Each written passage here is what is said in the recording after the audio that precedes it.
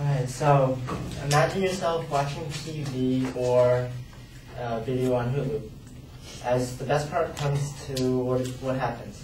You hit a commercial or an advertisement that the site or the TV has broadcasted. So my argument is on the advertisement, the negative influential, how advertisements are negatively influencing kids' development. So for the past 10 years, each year, advertisements invest about $20 billion, while $2 billion of which are targeted at children. Advertisements are, so my three claims are advertisements are negatively influential on kids' development. It also can cause attention deficit disorder, and also causes them to control the future by controlling children. So my first point, children are susceptible to ads. They're susceptible because they're young and they see everything, they learn it, and that's what they see. The first things we learn usually are symbols, and most of the time when we watch TV, we associate with a mascot or something that is very happy and enjoyable. Because through this, the advertisers uses the children as buying power because they can pass through their parents, they can ask their parents what they want, and they can get it in most cases.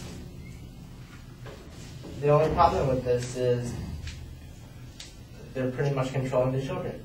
They sell their products and they get their profits. Some countries see this as bad and actually made it illegal to advertise the children. On to my next point, it can also cause ADD or attention deficit disorder. As we're watching TV, you see the typical teen is a bored child channel surfing. And many people see this as they're unfocused because they can't stay on one channel. All they do is to surf, oh, they don't like this, so they change the channel. And while medicinally, people think of this as ADD because they can't focus. So what do people do? They develop drugs to help you focus. But what are you focusing on? Usually you're focusing on something you don't like, or such as an ad.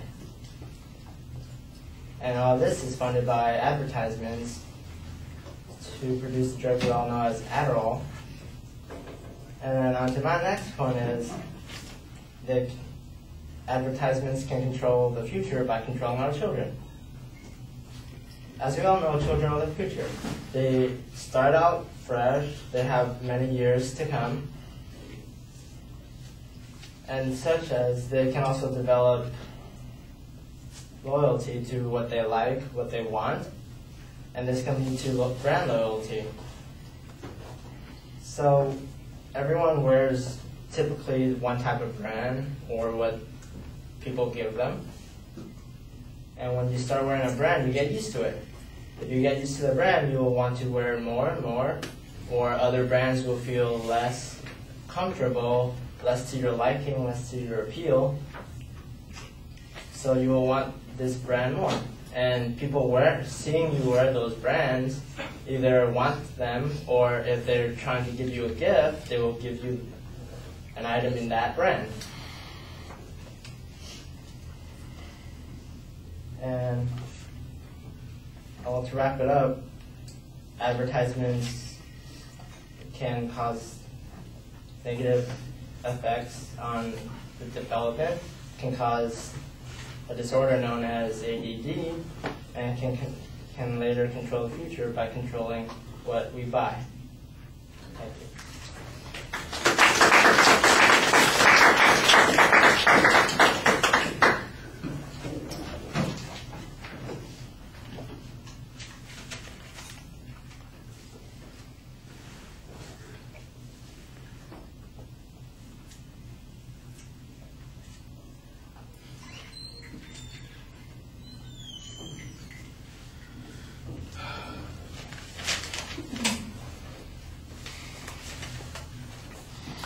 All right, it was a little confusing because your main proposition and the first point sound like they're the same thing at one point.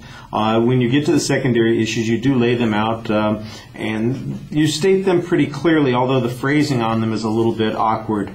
Internal signposting is okay, but the supporting information is very thin. You basically have some hypothetical examples that you were making reference to, and that's about all that I heard. I didn't hear any information that talked about, other than in the opening, about the amount of money that is spent on advertising. On the first point, for instance, you even make a claim that says some countries have banned advertising to children. We don't get any reference to what those countries are. There aren't any source citations. The notion that kids are what they see or they act the way they are shown, I think, is largely assumed to be the case, as opposed to demonstrated to be the case. And I'm sure everybody in here is thinking of all those exceptions that they've had in their own life that are going to undermine the conclusion that you're presenting.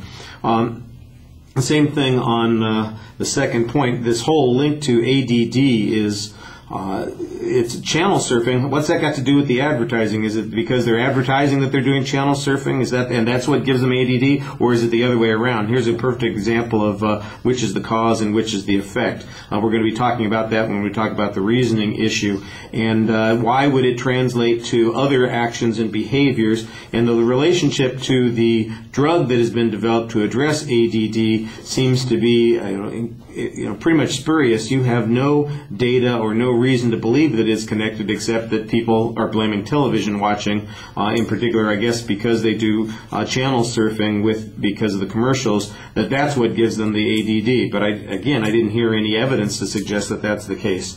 So I think it's very problematic. I'm still trying to figure out what the problem is with brand loyalty, and especially if people are given gifts and they like them and it's a product that they enjoy, why wouldn't they become brand loyal? What's that got to do with advertising and controlling people's actions and behaviors?